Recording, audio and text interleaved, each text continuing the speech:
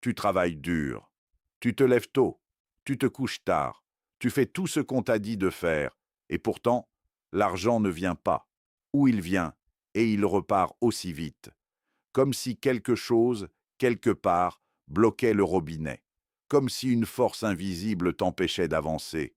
Et si je te disais que cette force existe vraiment, mais qu'elle ne vient pas de l'extérieur? Et si je te disais qu'une pincée de sel, juste une pincée de sel, peut tout changer? Reste avec moi, parce que ce que tu vas entendre dans les prochaines minutes va complètement transformer ta relation à l'argent, à l'abondance et à toi-même. Je m'appelle le rabbin Jacques. Et depuis plus de 30 ans, j'étudie les textes les plus anciens du monde. Des textes écrits il y a des millénaires, transmis de génération en génération, souvent en secret, souvent réservés à quelques initiés. Des textes qui parlent de la vie, de l'âme, de la richesse et du sel. Oui, du sel, cette chose banale que tu as dans ta cuisine. Cette chose que tu utilises tous les jours sans vraiment savoir ce qu'elle représente. Aujourd'hui, je vais lever le voile. Je vais te partager des vérités que peu de personnes connaissent, des vérités qui ont changé des vies, des vérités qui peuvent changer la tienne. Mais d'abord, je veux que tu te reconnaisses dans ce que je vais te dire. Parce que si tu regardes cette vidéo, c'est peut-être parce que quelque chose ne va pas. Peut-être que tu travailles depuis des années et que tu n'as toujours pas ce sentiment de sécurité financière. Peut-être que tu fais des efforts sincères, que tu économises, que tu planifies, et que malgré tout, les fins de mois sont difficiles.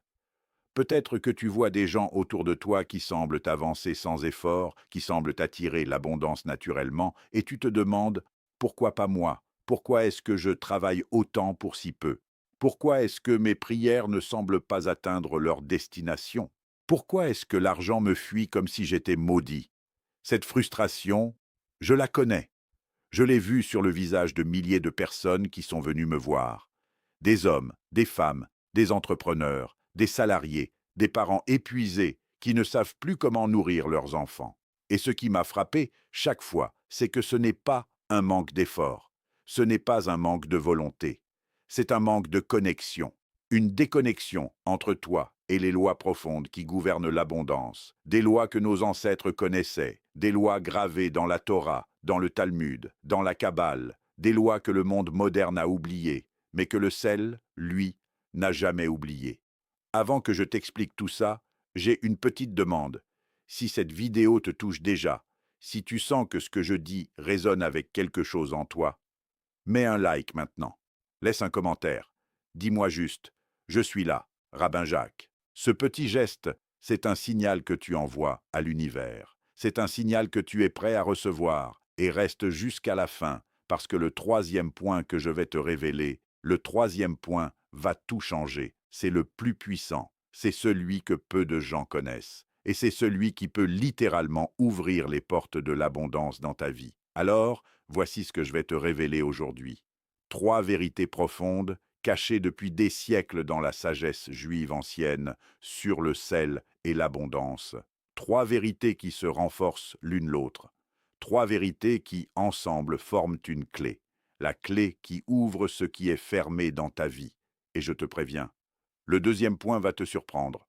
Et le troisième va réveiller quelque chose en toi que tu avais peut-être endormi depuis longtemps. Quelque chose d'essentiel, quelque chose de sacré. Commençons par le début, par la première vérité, celle que tout le monde peut entendre, mais que peu comprennent vraiment. Le sel est le symbole de l'alliance éternelle. Dans la Torah, le livre le plus ancien et le plus profond de la sagesse humaine, il y a un verset qui dit ceci. Tu ne laisseras pas manquer le sel de l'alliance de ton Dieu sur ton offrande. Sur toute offrande, tu offriras du sel. C'est le livre des nombres, c'est une injonction divine, une loi cosmique. Le sel n'est pas juste un condiment, le sel est le signe d'une alliance. Et cette alliance, elle n'est pas seulement entre l'homme et Dieu, elle est entre toi et l'abondance elle-même. Laisse-moi te raconter une histoire. Il y a quelques années, un homme est venu me voir. Il s'appelait Michael, 45 ans, artisan depuis 20 ans, bon ouvrier, honnête, sérieux. Mais depuis 3 ans, son entreprise coulait doucement. Les clients partaient, les commandes diminuaient. Il ne comprenait pas pourquoi. Il avait tout fait bien. Il avait travaillé dur. Et pourtant, le vide. Il m'a regardé avec des yeux fatigués et il m'a dit « Rabbin, j'ai l'impression que Dieu m'a oublié. » Je lui ai posé une question simple. « Est-ce que tu manges avec intention ?» Il m'a regardé sans comprendre. « Qu'est-ce que vous voulez dire ?» Je lui ai expliqué. Chaque repas est une offrande. Depuis les temps les plus anciens, la table est un autel. Et sur cet autel, le sel représente l'alliance. Quand tu manges avec conscience, quand tu poses ton pain sur la table et que tu le trempes dans le sel, tu renouvelles ton alliance avec la source de toute abondance. Tu dis, en acte, en geste sacré, je reconnais que ce que j'ai vient de toi, et j'en prends soin. Mais Michael mangeait debout, dans sa voiture, sur son téléphone, jamais assis, jamais présent, jamais conscient de ce qu'il recevait. Il ne voyait pas ses repas comme des cadeaux. Il les voyait comme des interruptions dans sa journée. Il avait rompu l'alliance sans s'en rendre compte. Tu vois, dans la tradition juive, on dit que Hachem, le Créateur, observe comment tu traites ce qu'il t'a déjà donné. Si tu ne prends pas soin de la petite abondance, pourquoi t'enverrait-il la grande? Si ton pain est une corvée, si ton repas est une distraction, si la nourriture que tu as est un fardeau plutôt qu'une bénédiction, tu envoies un signal que tu n'es pas prêt, un signal que tu ne reconnais pas ce que tu reçois déjà. Le sel change ça, le sel est le rappel. Quand tu trempes ton pain dans le sel, quand tu poses le sel sur ta table, tu fais un geste ancestral, un geste qui dit « je suis conscient, je reconnais, je remercie ». Et dans cet espace de reconnaissance, l'abondance peut circuler, parce que la reconnaissance ouvre les canaux que la plainte ferme. J'ai dit à Michael, pendant 40 jours, chaque matin avant de commencer ta journée, pose ton pain sur ta table, trempe-le dans le sel, et avant de le manger, dis une intention. Dis ce pourquoi tu es reconnaissant, même si c'est petit, même si c'est difficile à trouver. Il l'a fait, pas facilement au début, parce que quand on est dans la stagnation, la gratitude est difficile. Mais il l'a fait. Et 42 jours plus tard, il m'a rappelé. Un nouveau client l'avait contacté. Un grand chantier. Plus de travail que ces 3 dernières années réunies. Est-ce que le sel a fait un miracle? Non. Le sel a ouvert quelque chose en lui. La reconnaissance a débloqué ce qui était fermé. Et ça, c'est une loi spirituelle aussi réelle que la loi de la gravité. Et ce n'est que le début, parce que si la première vérité parle de reconnaissance, la deuxième vérité parle de quelque chose de beaucoup plus profond, de beaucoup plus puissant, de quelque chose que nos sages ont transmis en chuchotant, de maître à disciple, pendant des siècles, parce que c'est un secret qui dérange, un secret qui remet en question tout ce que le monde moderne t'a appris sur la richesse, sur le succès, sur ce que tu mérites. Ce que je vais te dire maintenant est encore plus important. La deuxième vérité, c'est celle-ci. Le sel est le gardien des frontières de ton âme. Dans la Kabbale, la tradition mystique juive, le sel a une propriété extraordinaire. Il purifie, il protège, il crée une frontière entre le sacré et le profane, entre ce qui est lumineux et ce qui est sombre. Et cette propriété n'est pas seulement symbolique, elle est énergétique, elle est réelle. Tu as peut-être entendu parler de l'énergie, de vibration, de fréquence. Peut-être que tu trouves ça abstrait, peut-être que tu trouves ça difficile à croire. Mais écoute ce que les kabbalistes ont dit il y a 1000 ans, bien avant que la science parle de champs énergétiques. Tout être humain rayonne une énergie. Cette énergie attire ou repousse. Elle ouvre ou elle ferme. Et cette énergie peut être polluée. Par quoi? Par la peur, par la jalousie, par les pensées négatives des autres, par les paroles que tu t'adresses à toi-même dans tes moments les plus sombres, par les croyances que tu as héritées de ta famille, de ta culture, de ton éducation. Des croyances comme « l'argent, c'est sale »,« les riches sont des voleurs »,« ce n'est pas pour des gens comme moi »,« je ne mérite pas ». Ces croyances, elles vivent dans ton énergie et elles repoussent l'abondance. Dans la tradition juive ancienne, On utilisait le sel pour purifier les maisons, les espaces, les personnes. Pas parce que c'était de la superstition, mais parce que nos ancêtres comprenaient quelque chose que nous avons oublié. L'espace dans lequel tu vis, dans lequel tu travailles, dans lequel tu dors. Cet espace absorbe les énergies. Il garde la mémoire des conflits, des peurs, des larmes. Et quand cet espace est saturé d'énergie négative, il devient difficile d'y créer, d'y prospérer, d'y être en paix. Laisse-moi te raconter une autre histoire, celle d'une femme, Sarah, 40 ans, entrepreneur dans la mode. Elle avait un talent extraordinaire, tout le monde le lui disait. Mais depuis qu'elle avait ouvert son atelier dans ce nouvel appartement, rien ne fonctionnait plus. Les collaborations tombaient à l'eau, les clients ne venaient plus. Elle était épuisée, découragée. Rabbin, j'ai tout essayé, les affirmations positives, la méditation, les coachings, rien ne marche. Je lui ai demandé l'histoire de cet appartement. Et là, elle m'a expliqué. Avant elle, une famille avait vécu là. Une famille qui s'était déchirée dans un divorce brutal. Des années de conflits, de cris, de larmes dans ses murs. L'espace portait encore cette mémoire. Et Sarah, sans le savoir, travaillait dans un champ énergétique saturé de ruptures, de pertes, d'échecs. La pratique que je lui ai donnée était simple, mais puissante. Du sel gros sur le sol de chaque pièce, pendant 24 heures. Avec une intention claire, je libère cet espace de tout ce qui n'est pas le mien. Je le consacre à la création, à l'abondance, à la paix.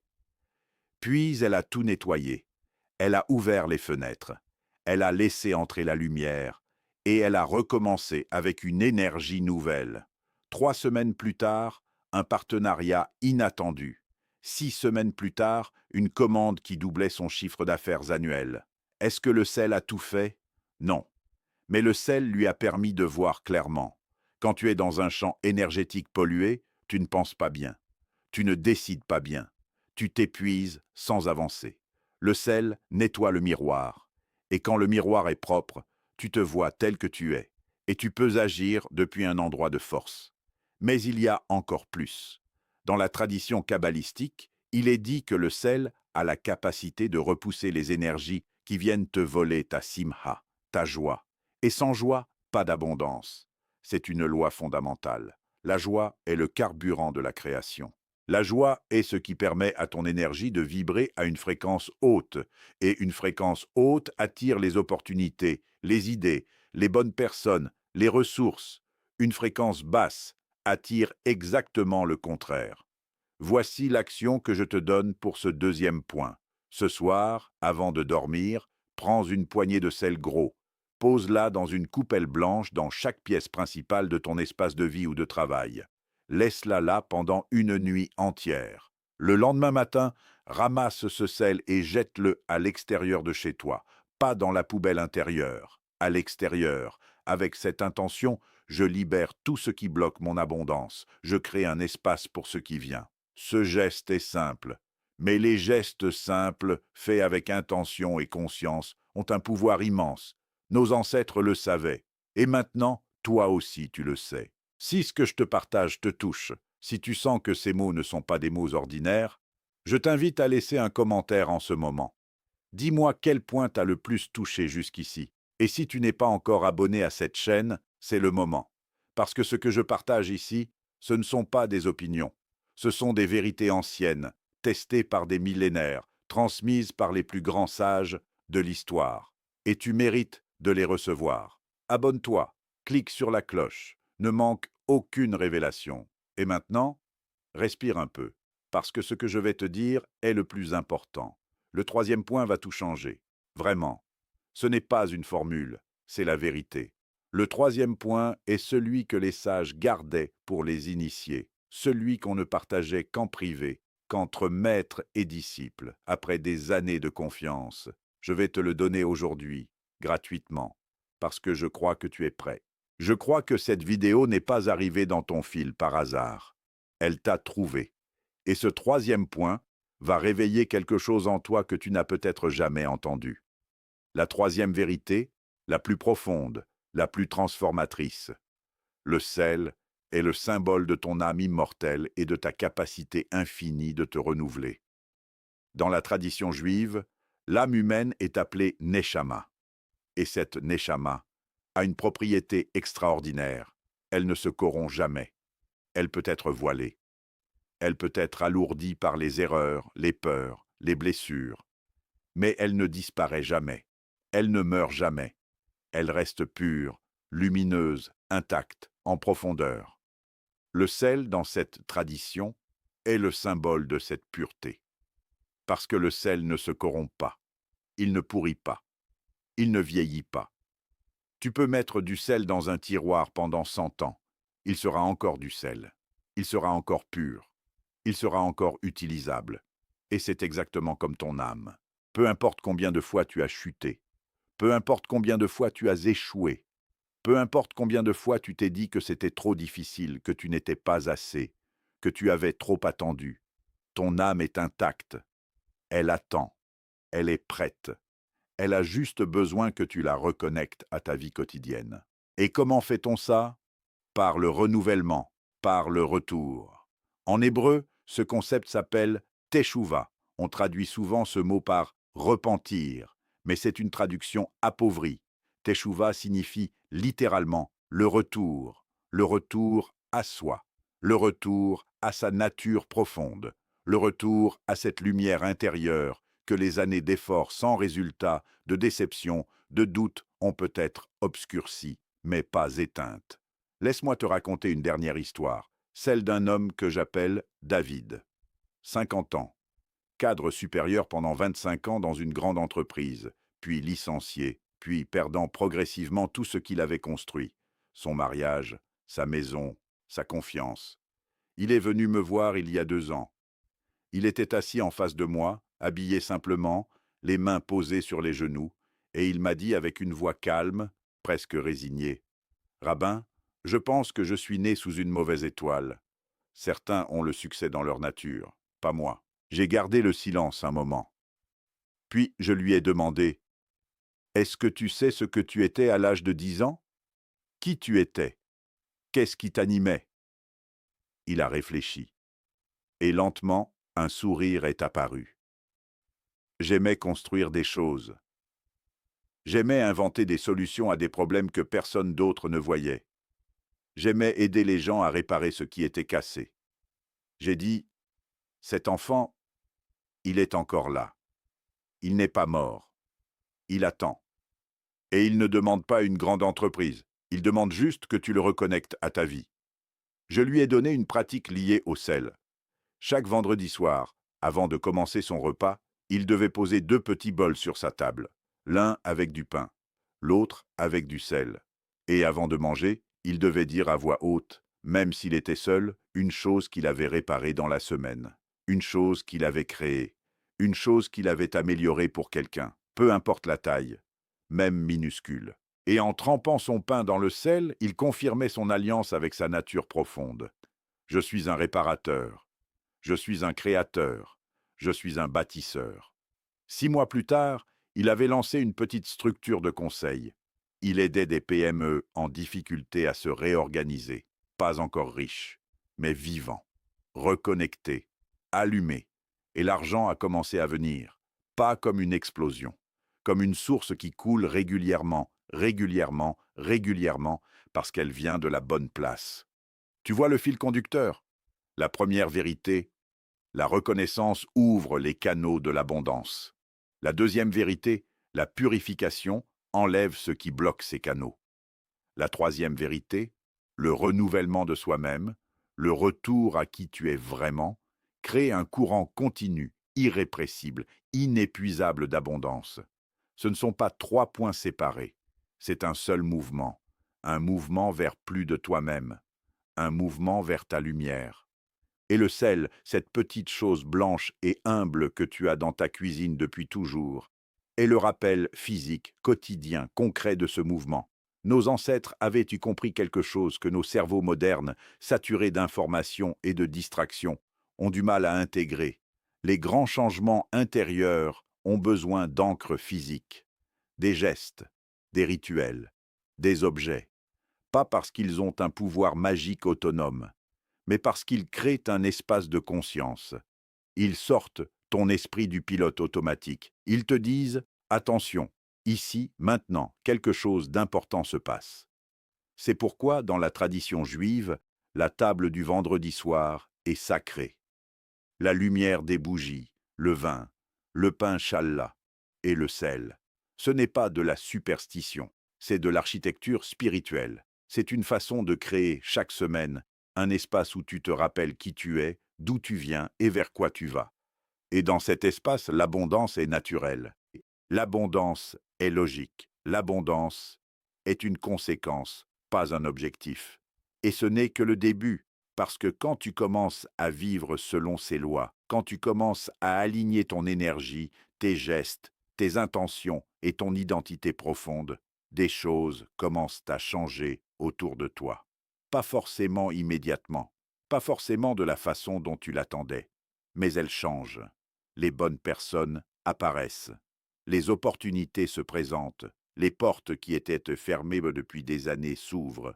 Pas parce que tu as trouvé une formule magique, mais parce que tu es devenu quelqu'un qui peut les voir, quelqu'un qui peut les traverser. Combien de fois as-tu regardé une opportunité en face et tu ne l'as pas saisie?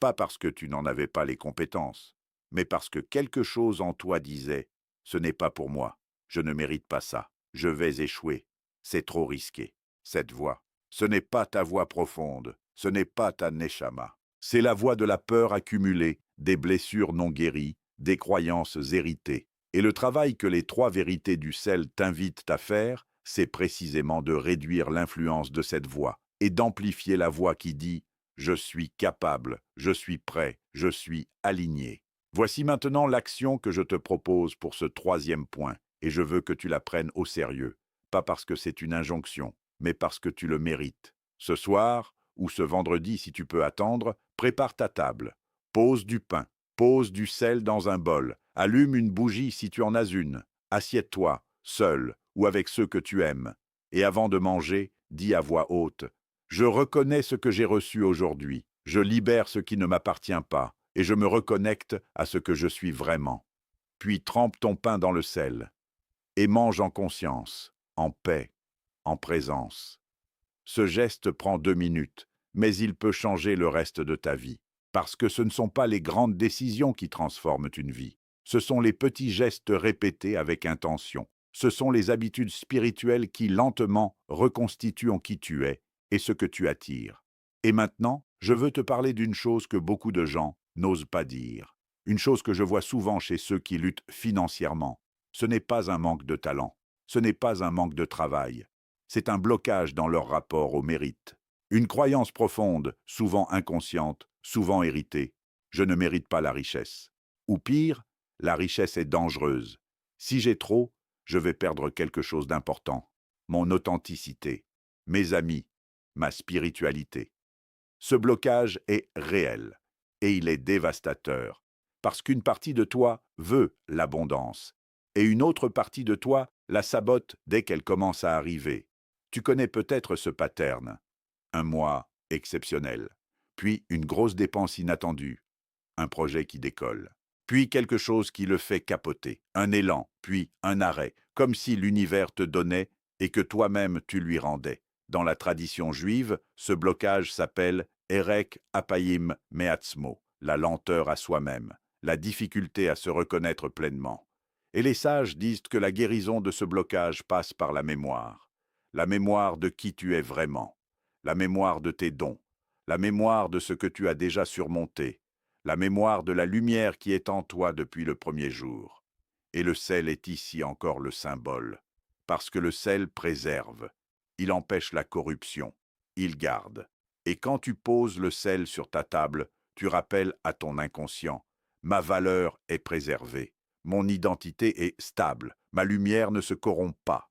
C'est une vérité que les sages de la Kabbale ont transmise pendant des siècles, et c'est une vérité que la psychologie moderne commence tout juste à découvrir sous d'autres noms, parce que la sagesse vraie est universelle. Elle précède les disciplines, elle transcende les cultures, elle parle à quelque chose de fondamental dans l'être humain.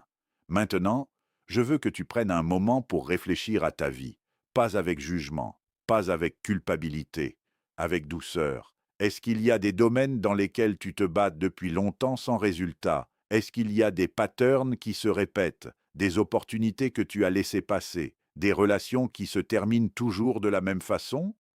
Des projets qui ne décollent jamais malgré tous tes efforts? Ces répétitions ne sont pas de la malchance, ce sont des messages de ton système intérieur qui dit « Il y a quelque chose ici à regarder, il y a quelque chose ici à guérir, il y a quelque chose ici à libérer. » Et la sagesse du sel, les trois vérités que je t'ai partagées aujourd'hui, sont des outils pour regarder, guérir et libérer. Reconnaissance, purification, renouvellement. Ces trois mouvements, répétés régulièrement, avec conscience et intention, créent une transformation réelle. Une transformation qui ne se voit pas du jour au lendemain, mais qui s'installe profondément, durablement, irréversiblement. Parce que la vraie richesse, la richesse durable, la richesse qui ne te quitte jamais, ne vient pas de l'extérieur. Elle ne vient pas d'une promotion ou d'un héritage ou d'un coup de chance. Elle vient de l'alignement. L'alignement entre qui tu es profondément et comment tu vis quotidiennement. Et le sel, dans toute sa simplicité, dans toute son humilité, est le rappel de cet alignement. Nos ancêtres étaient géniaux, pas parce qu'ils avaient des technologies sophistiquées, mais parce qu'ils avaient compris la nature humaine. Ils savaient que l'esprit humain a besoin de symboles, a besoin de rituels, a besoin d'ancrage physique pour maintenir des intentions spirituelles.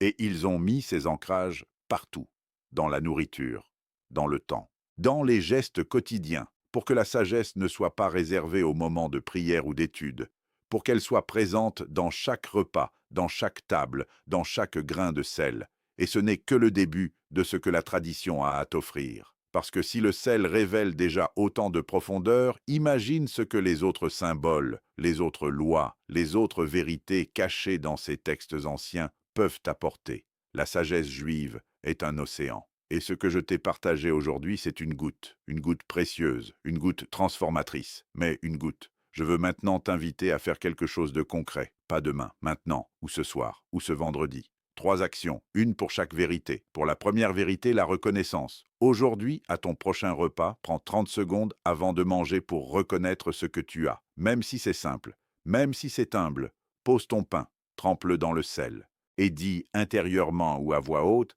je reconnais ce cadeau, je l'accueille avec gratitude. Pour la deuxième vérité, la purification. Ce soir, place du sel dans une coupelle dans la pièce principale de ton espace de vie, avec l'intention de libérer tout ce qui bloque ton énergie. Laisse-le une nuit, et demain matin, porte-le à l'extérieur. Pour la troisième vérité, le renouvellement. Dans les prochains jours, prends un moment calme. Assieds-toi avec une feuille de papier. Écris 3 dons que tu as. 3 choses que tu sais faire mieux que la plupart des gens. 3 façons dont tu as aidé quelqu'un autour de toi. Lis cette liste à voix haute et garde-la près de ton espace de travail pour te rappeler chaque jour qui tu es vraiment. Ces 3 actions ne coûtent rien, elles prennent peu de temps, mais elles peuvent tout changer, pas parce qu'elles sont magiques, mais parce qu'elles sont vraies. Elles sont alignées avec des lois profondes. Des lois qui ont guidé des millions de personnes vers l'abondance, la paix et la plénitude depuis des millénaires. Et je veux que tu saches quelque chose. Cette vidéo ne t'est pas arrivée par hasard. Rien n'arrive par hasard. Si tu es là, si tu as regardé jusqu'ici, si ces mots ont trouvé un écho en toi, c'est parce qu'une partie de toi est prête. Prête à recevoir. Prête à changer. Prête à se reconnecter à quelque chose de plus grand. Et cette préparation est déjà un cadeau. Elle est déjà de l'abondance. Elle est déjà de la lumière. Tu mérites l'abondance. Pas parce que tu l'as gagnée avec tes efforts, mais parce que tu es une neshama, une âme vivante, et que l'abondance est la condition naturelle de l'âme vivante. La stagnation, le manque, la peur, l'épuisement, ce ne sont pas des états naturels, ce sont des états qui signalent une déconnexion, et la reconnexion est toujours possible, toujours, à n'importe quel moment, à n'importe quel âge, après n'importe quelle chute. Le sel ne te demande pas d'être parfait, il ne te demande pas d'avoir tout résolu, il te demande juste d'être présent, d'être conscient, de faire un geste. Et dans ce geste, une porte s'ouvre. Je voudrais maintenant te partager une dernière réflexion avant de te donner ton invitation finale. Dans le Talmud, il est écrit « Olam keminago noheg ». Le monde suit son cours, les lois naturelles sont constantes, la gravité ne s'arrête pas, les saisons se succèdent, la mer monte et descend. Et les lois spirituelles sont aussi constantes que les lois naturelles. La loi de la reconnaissance, la loi de la purification, la loi du renouvellement. Elles fonctionnent, elles ont toujours fonctionné. Et elles fonctionneront toujours. La question n'est pas de savoir si ces lois marchent, la question est de savoir si tu vas les appliquer, si tu vas faire ce pas, si tu vas choisir de vivre en alignement avec elles plutôt qu'en résistance. La résistance épuise, l'alignement nourrit. Et le sel, dans toute sa beauté simple, est une invitation à l'alignement. Il y a une prière que les kabbalistes récitent depuis des siècles, et dont le sens peut se résumer ainsi: que mes actes soient conformes à ma lumière intérieure, que ma lumière intérieure soit visible dans mes actes. C'est ça, l'abondance selon la sagesse juive. Pas une accumulation, pas une compétition, pas une course, mais une expression. L'expression de ta lumière dans le monde. Et quand tu exprimes ta lumière pleinement, le monde te répond avec abondance. C'est le secret du sel, c'est le secret que le rabbin Jacques te transmet aujourd'hui. Pas comme une formule, comme une invitation à te rappeler qui tu es, une invitation à purifier ton espace et ton énergie, une invitation à renouveler ton alliance avec la source de toute abondance. Et maintenant, il est temps de t'inviter à faire 3 choses importantes. La première, laisse un commentaire ci-dessous. Dis-moi quelle vérité t'a le plus touché. La reconnaissance, la purification, le renouvellement, ou dis-moi simplement ce que tu ressens en ce moment. Ce commentaire est un geste qui confirme que tu es prêt, un geste qui envoie un signal à l'univers. Je suis présent, je reçois, je change. La deuxième chose, abonne-toi à cette chaîne, la chaîne Connaissance Juive, et clique sur la cloche pour ne manquer aucune révélation. Parce que ce que je partage ici, c'est une transmission de sagesse ancienne pour un monde moderne. Et chaque vidéo est une pièce d'un puzzle. Un puzzle qui, une fois assemblé, te donne une vision claire de toi-même, de ta vie et de ce que tu es venu faire ici. La troisième chose, partage cette vidéo avec quelqu'un qui cherche, avec quelqu'un qui lutte, avec quelqu'un qui mérite d'entendre que l'abondance est possible, que la transformation est possible, que le sel, cette petite chose humble et quotidienne, peut être le début de quelque chose d'extraordinaire dans sa vie. Partage cette vidéo comme un geste de générosité, parce que la générosité est elle-même une loi spirituelle. Et ce que tu donnes aux autres, tu t'en donnes à toi-même. Je te laisse avec cette pensée. Dans la tradition juive, on dit que chaque âme arrive sur terre avec une mission, une tikkun, une réparation à faire, pas la réparation du monde entier, juste une petite part, ta part. Et pour accomplir cette part, tu as besoin d'être en vie pleinement, en santé, en abondance, en paix. Tu n'es pas ici pour survivre, tu es ici pour rayonner. Et chaque grain de sel sur ta table est un rappel de cette vérité. Va, pose ton sel, allume ta bougie, trempe ton pain, renouvelle ton alliance. L'abondance t'attend. Que ta lumière soit visible, que ta table soit bénie. Et à très bientôt sur la chaîne Connaissance Juive. N'oublie pas de commenter, de t'abonner et de partager. L'âme qui reçoit et qui donne ne manque jamais de rien.